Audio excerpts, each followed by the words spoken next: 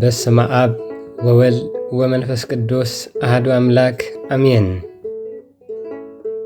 ሓደ ጊዜ ኣብ ውሽጢ ልብና መግለጽ ዘይርከቦ ስምዒት ወይ ድምፂ ይስምዓና እዩ። እዚ ብኣጋጣሚ ዝመጽእ ዘይኮነስ እግዚኣብሔር ንዓና ንምዝርራብ ዝጥቀመሉ መንገዲ ክኸውን ይኽእል እዩ። እግዚኣብሔር ከዛረበካ ከሎ እትፈልጠሉ 7 ምልክታት መስእ ንርኢ። እቲ ቀዳማይ ብተደጋጋሚ ዝመጹ ምልክታትን ኣጋጣሚታትን እዩ። ተመሳሳሊ ጥቕሲ መጽሓፍ ቅዱስ ወይ ታሪኽ ኣብ ዝተፈላለየ ቦታ እዚ እግዚኣብሔር ንሓደ መልእኽቲ ንኸተስተውዕል ይደፋፍኣካ ከም ዘሎ ዘርኢ ምልክት እዩ። እቲ ካልኣይ እውን ዕረፍቲ ምስኣን እዩ።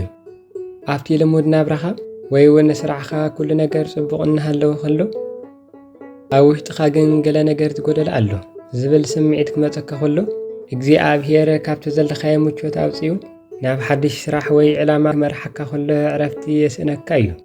ከም ኣብነት ኣብርሃም ካብ ዓዱ ክወፅእ ከሎ ዝነበሮ ስምዒት ክጥቀስ ይከኣል። ከምቲ ሳልሳይ እንሪኦ እውን ዝተዓፀዉ ማዕፆታት እዮም። ዝሓሰብካዮ ዕድላት ክፈሽሉ፣ መደባትካ ክሰናኸሉ ወይ ዝነበረካ ዝምድናታት ክቋርፁ ከለዉ እዚ እግዚኣብሔር ካብ ዘይደለ መንገዲ ክከላኸለልካ ወይ ዝበለፀ ማዕፆ ክኸፍተልካ ስለ ዝደለየ እዩ። ከም ታሪኽ ቅዱስ ዮሴፍ ምስ እንርኢ ዝተዓፀወሉ ማዕፆ ቤት ማእሰርቲ ናብ ናይ ንግስነት መንገዲ ኮይኑ እዩ። እቲ ራብዓይ ምስ እንርኢ እውን ምድንጓያት እዮም።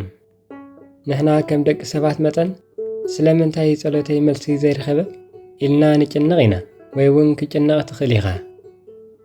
እግዚኣብሔር ግን ብምጽባይ የዳልወካ ከም ዘሎ ክትኣምን ይደልየካ። ምድንጓይ ማለት ኣይፋሉን ማለት ዘይኮነስ የግዳስ ተጸብእ እሞ ክትበቅዕ ኢኻ ከም ማለት እዩ። ንጉስ ዳዊት ቅድሚ ምንጋሱ ንዓመታት ተጸብዩ እዩ። ስለዚ ኩሉ እውን ወላ እንተደንጎየ ኩሉ ንጽቡቕካን ንበረኸትካን ምዃኑ ክትኣምን ኣለካ። ስለዚ ኩሉ ነገር እንተደንገየ እውን ኩሉ ንሰናይና ምዃኑ ክንኣምን ኣለና። እቲ ሓምሻይ ምስ እንርኢ እውን ብሰባት ዝመጽእ ዘረባ እዩ። ሓደ ሰብ ብዛዕባ ህይወትካ ወይ ዘለኻዮ ጸገም ከይፈለጠ ልክዕ ንዓኻ ዝኸውን ቃል ወይ ምኽሪ ክህበካ ከሎ እግዚኣብሔር ንሰባት ከም መልእኽተኛታት ተጠቂሙ ይዛረበካ ከም ዘለዎ ትፈልጥ ኣለካ። ከምቲ ነቢይ ናታን ንጉስ ዳዊት ዝተዛረቦ ማለት እዩ። ከምኡ እውን ሃንደበት ንጸሎት ንቓል ኣምላኽ ንምንባብን ምስ እግዚኣብሔር ንምሕላፍን ዓቢ ድሌት ክስምዓካ ከሎ እዚ መንፈስ ቅዱስ ንልብኻ የነቓቕሖ ከም ዘሎ ዘርኢ ምልክት እዩ። እቲ ሻውዓይን ናይ መወዳእታን ምስ እንርእኻኒ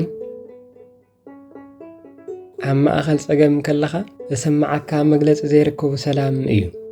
ኣብ ዙርያኻ ዘሎ ኩነታት ዘጨንቕ ክኸውን ከሎ ኣብ ውሽጥኻ ግን ዝኾነ ሰብ ክርድኦ ዘይክእል ዓቢ ሰላምን ሓጎስን ክስምዓካ ከሎ እዚ እግዚኣብሔር ምሳኻ ከም ዘሎን ኩሉ ነገር ክሰማማዕ ምዃኑን ዝነግረካ መለኮታዊ ሰላም እዩ።